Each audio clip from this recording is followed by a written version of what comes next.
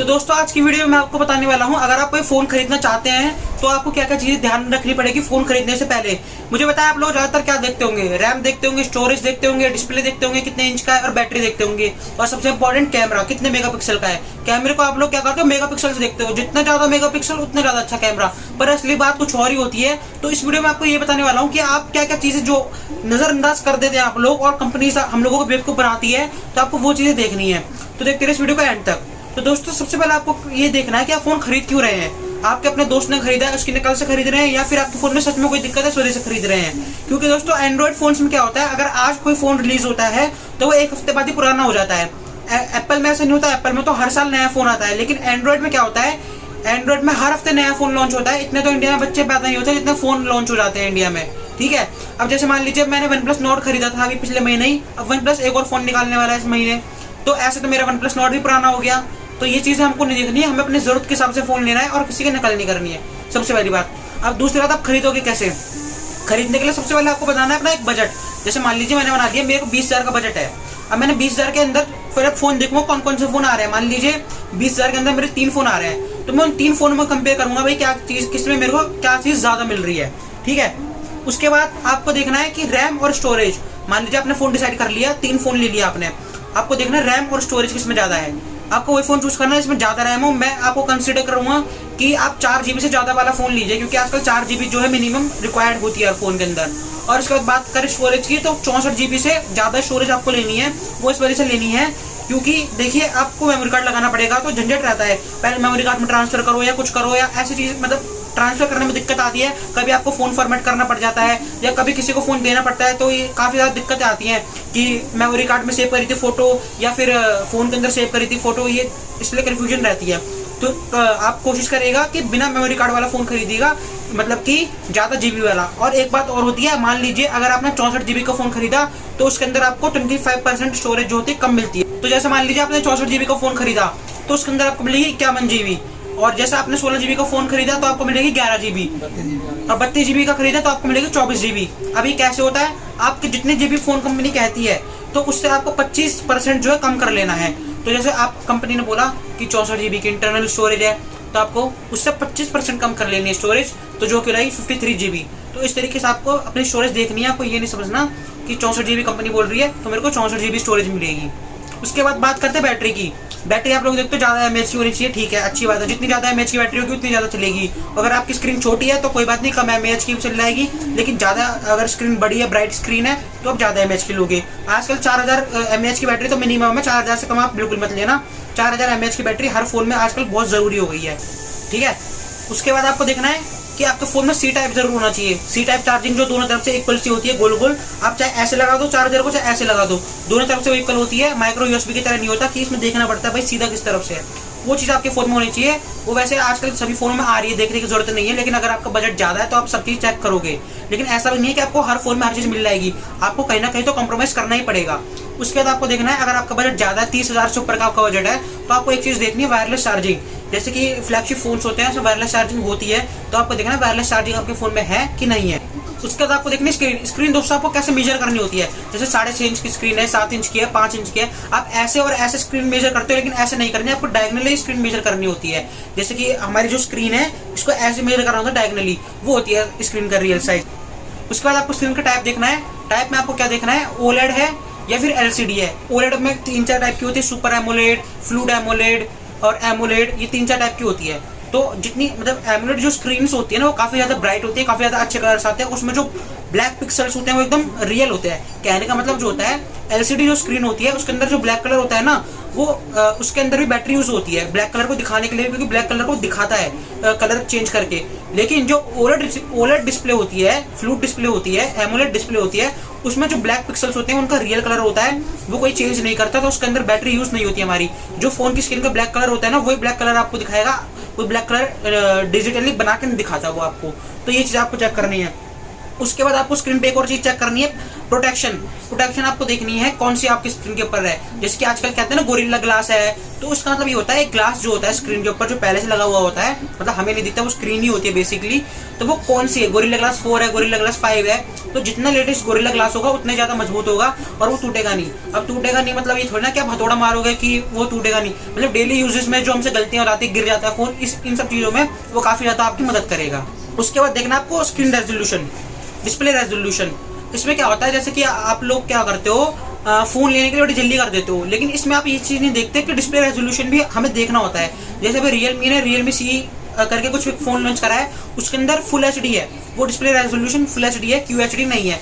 तो उसमें क्या होता है, जैसे आप स्क्रीन पे देख सकते हैं कि जो एचडी स्क्रीन होती है वो थोड़ी सी उसके अंदर पिक्सल्स फटते हैं। आप इमेज भी जूम करोगे, वीडियो बनाओगे या कुछ देखोगे तो उतना मजा नहीं आएगा। फुल एचडी और QHD के अंदर काफी ज्यादा मजा आता है, काफी ज्यादा जो पिक्सल्स होते हैं फटते नहीं है। तो आप देख सकते हैं कि एचडी के लिए कौन सी स्क्रीन चाहिए और फुल एचडी के लिए कौन सी। और 6 इंच से अगर 6 इंच से ऊपर का आप फोन लेते हो तो उसके अंदर QHD स्क्रीन तो होनी ही चाहिए, वो तो एक बेसिक वो है, क्राइटेरिया है। उसके बाद आपको देखना है रियर कैमरा आपको मतलब बैक कैमरा आपको देखना है। उसके अंदर आप सबसे पहले देखोगे मेगापिक्सल, लेकिन रुको अभी आपको मेगापिक्सल नहीं देखना। मेगापिक्सल हम पहले के जमाने में देखते थे जब हमें कंपनी बहुत कम मेगापिक्सल देती थी, लेकिन आजकल 48 मेगापिक्सल, 64 मेगापिक्सल, 32 मेगापिक्सल में कंपनी जो है कोई कमी नहीं छोड़ रही है। तो मेगापिक्सल आपको नहीं देखना, आपको देखना है अपर्चर आपको क्या देखना है, जितना कम अपर्चर होगा उतने ही ज्यादा आपकी जो इमेज की क्वालिटी होगी वो अच्छी आएगी। तो जैसे कि आप स्क्रीन पे देख सकते हैं कि इमेजेस आ रहे हैं, उसमें 4 अपर्चर लिखे हुए हैं, मतलब बने हुए हैं, 4 सर्कल बने हुए हैं कैमरे के। उसके अंदर 4 सर्कल है, एक सर्कल सबसे पहला जो सर्कल है वो सबसे बड़ा है। तो जितना बड़ा सर्कल होगा उतनी ही लाइट आपके कैमरे के अंदर जाएगी, और जितनी ज्यादा लाइट अंदर जाएगी उतनी ही ज्यादा आपकी वीडियो और फोटोज अच्छी बनेगी। तो आप एग्जाम्पल वाली वीडियो में भी देख सकते हैं, जितना कम अपर्चर है, जैसे कि फर्स्ट वाले सर्कल के अंदर लिखा है f1.7, तो ये कम अपर्चर है। उसके बाद देखिए आप सर्कल छोटा होता जा रहा है ब्लैक वाला, और जो अपर्चर है वो उसका अमाउंट भी बढ़ता जा रहा है। तो एग्जांपल में आप देख सकते हैं जो कम अपर्चर वाली लाइट है उसके अंदर इमेज है, उसमें लाइट ज्यादा आ रही है, वो ज्यादा इमेज अच्छी लग रही है। और जिसके अंदर अपर्चर कम है, मतलब कि सर्कल छोटा है और अपर्चर ज्यादा है, उसके अंदर लाइट कम जाएगी, तो वो इमेज ऑटोमेटिकली बेकार आने वाली है। तो आपका ये अपर्चर देखना है सबसे पहले, ठीक है। कैमरा तो आप देखोगे ही, लेकिन अपर्चर भी आपको एक बार देख लेना है। उसके बाद बात करते हैं डिजाइन की। आपको डिजाइन में क्या देखना है, अगर आपका फोन 30,000 से ऊपर का है, ये 15-16 हजार वाले फोनों के लिए नहीं बता रहा मैं, क्योंकि उसमें ये चीज आएगी नहीं। अगर आपका फोन 30,000 से ऊपर का है, आपका बजट जो है 30,000 से ऊपर का है, तो आपको क्या देखना है, वाटरप्रूफ फोन है कि नहीं, क्योंकि आजकल लोग जो है वाटरप्रूफ फोन मांगते हैं। वैसे इतना इंपॉर्टेंट नहीं है इंडिया में वाटरप्रूफ, क्योंकि यहाँ 1-2 महीने बारिश होती, ज्यादा नहीं होती, लेकिन बाहर के जो कंट्रीज है उनमें बारिश होती रहती है, तो उस हिसाब से इंडिया में वाटरप्रूफ फोन काफी कम आते हैं। तो वाटरप्रूफ आपको देखना है। एक बार आपको फोन का वेट देखना है कि फोन का जो वेट है वो कम से कम 200 ग्राम से कम हो। 200 ग्राम से ज्यादा का फोन रहता है तो वो काफी ज्यादा हैवी हो जाता है। जैसे भी कल सैमसंग ने लॉन्च करा है M51, वो फोन जो है 213 ग्राम का है। अब सोचो 213 ग्राम का फोन है, उसके बाद आप कवर भी लगाओगे, टेम्पर्ड ग्लास भी लगाओगे, तो वो 250 ग्राम का फोन हो जाएगा। मतलब एक पाप का फोन आप लेके घूमोगे तो वो अच्छा नहीं लगेगा ना हाथ में। और उसके बाद आप जितनी ज्यादा बैटरी लोगे तो फोन का वेट भी बढ़ता रहेगा। तो वो फोन भारी इसलिए भी है क्योंकि उसके अंदर 7000 mAh की बैटरी है, तो जितनी ज्यादा बैटरी होगी फोन का वेट भी उतना ही ज्यादा बढ़ेगा। उसके बाद आपको देखना है हेडफोन जैक। सबसे जरूरी चीज है हेडफोन जैक, जो कि मैंने मिस कर दी थी। अभी मैंने जो OnePlus Nord बुक करा था, मैंने उसमें देखा नहीं था कि हेडफोन जैक है कि नहीं, क्योंकि हमारे ज्यादातर फोन्स में हेडफोन जैक आता ही है तो हम उसे भूल जाते हैं। तो फिर बाद में जब मैंने अपना माइक लगाने की कोशिश करी या ईयरफोन देखने की कोशिश करी, मैंने देखा इसमें हेडफोन जैक ही नहीं है। तो अगर आपको ज्यादा ईयरफोन्स वगैरह की जरूरत रहती है तो एक बार आपको हेडफोन जैक भी चेक कर लेना है। उसके बाद आपको देखना है दोस्तों प्रोसेसर जो होता है, हम लोग समझ नहीं पाते प्रोसेसर होता क्या है, कौन सा अच्छा होता है, कौन सा बेकार होता है, हम इस चीज को इग्नोर कर देते हैं। देखिए इंडिया में 3 ज्यादातर प्रोसेसर फेमस है, एक स्नैपड्रैगन, दूसरा मीडियाटेक और तीसरा सैमसंग। ठीक है, ये 3 कंपनीज है जो हमारे देश में प्रोसेसर बनाती है, फोन्स के अंदर जो लगे हुए आते हैं। तो जैसे रैम से स्पीड बढ़ती है, स्पीड क्या बढ़ती है, आप ज्यादातर 3-4 ऐप्स अगर साथ में चलाना चाहते हैं, जैसे मल्टीटास्किंग कर ली है, 2-3 ऐप्स आपने ओपन कर लिए, तो फोन जो है इतना मतलब लैग कम होगा, बस इतना फर्क पड़ता है रैम से। लेकिन जो उस ऐप को ओपन होने की स्पीड है, क्लोज होने की स्पीड है, गैलरी ओपन होने की स्पीड है, ये सारी चीजें जो स्पीड जो होती है वो प्रोसेसर की मदद से होती है। तो आपका प्रोसेसर ज्यादा देखना है। प्रोसेसर में आपको क्या देखना है मैं आपको वो बता देता हूँ। तो दोस्तों प्रोसेसर में आपको सबसे पहले देखना है कोर्स। अब कोर्स क्या होता है, जैसे आप स्क्रीन पे देख सकते हैं, जितने ज्यादा कोर्स होंगे उतने ही ज्यादा आपका प्रोसेसर फास्ट होगा। जैसे कहते हैं डुअल कोर में 2 कोर्स होते हैं, क्वाड कोर में 4 होते हैं, ऑक्टा कोर में 8 कोर होते हैं। तो जितने ज्यादा कोर्स होंगे उतना ही आपका फोन फास्ट बनेगा, ठीक है। एक तरीके से ऐसा समझ लीजिए कि एक होटल है, होटल में अगर 2 शेफ होंगे तो सर्व करने में थोड़ा ज्यादा टाइम लगेगा। अगर उसी होटल में 8 शेफ होंगे यानी कि 8 शेफ होंगे तो जल्दी जल्दी सर्व हो जाएगा, टाइम नहीं लगेगा। तो उसी तरीके से कोर्स होते हैं, जितने ज्यादा कोर्स होंगे उतना ही आपका जो फोन है वो फास्ट हो जाएगा। तो दोस्तों प्रोसेसर में आपको दूसरी चीज क्या देखनी है, क्लॉक स्पीड। अब क्लॉक स्पीड क्या है, जैसे हम गाड़ी की स्पीड मेजर करते हैं kilometre per hour, 26 kilometre per hour, हम देखते हैं ज्यादा स्पीड कौन सी गाड़ी में मिल रही है, हम ज्यादातर वही गाड़ी खरीदते हैं। तो उसी तरीके से प्रोसेसर में भी स्पीड होती है। अब प्रोसेसर की जो स्पीड होती है वो गीगा हर्ट्ज में नापी जाती है, यानी कि गीगा हर्ट्ज में GHz इसमें मेजर करी जाती है, जैसे किलोमीटर पर आवर में गाड़ी की स्पीड मेजर करी जाती है। अब ये स्पीड भी जितनी ज्यादा होगी उतना ज्यादा प्रोसेसर अच्छा होगा। जैसे अब मैं आपको बताता हूँ एग्जाम्पल के लिए कि आपको जो प्रोसेसर देखना है, ये देखना है कि 2 गीगाहर्ट्ज से ज्यादा स्पीड होनी चाहिए।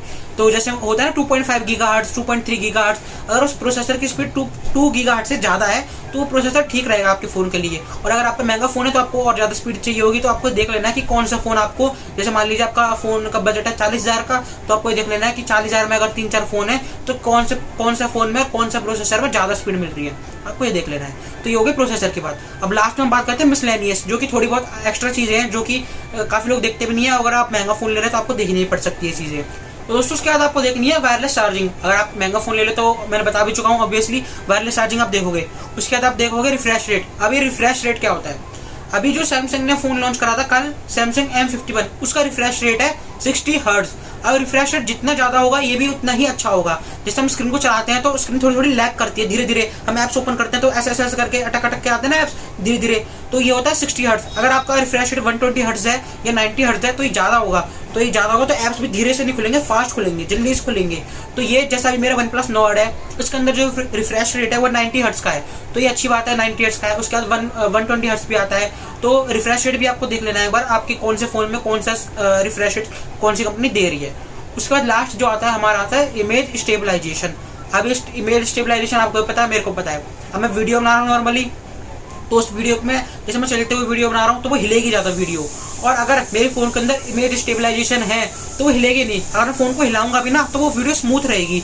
तो उसके अंदर हमें गिम्बल, जो आजकल लोग खरीदते हैं ना, गिम्बल खरीदने की जरूरत नहीं है। आजकल फोनों के अंदर ही पहले से कैमरे के अंदर छोटा सा गिम्बल सा लगा हुआ आता है, जिसकी मदद से हम जो है अपनी वीडियो के अंदर या इमेज के अंदर इमेज स्टेबलाइजेशन इनेबल कर सकते हैं।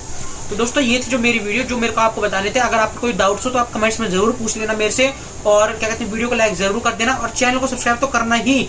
चैनल जो है आप लोग करते नहीं हो, मेरे 97% जो लोग हैं जो मेरी वीडियोस देखते हैं वो चैनल सब्सक्राइब नहीं कर रखा उन्होंने, और सिर्फ 2 या 3% लोगों ने ही चैनल सब्सक्राइब कर रखा है। तो प्लीज आप चैनल सब्सक्राइब कर लेना। तो मिलते हैं अगली वीडियो में, तब तक के लिए गुड बाय।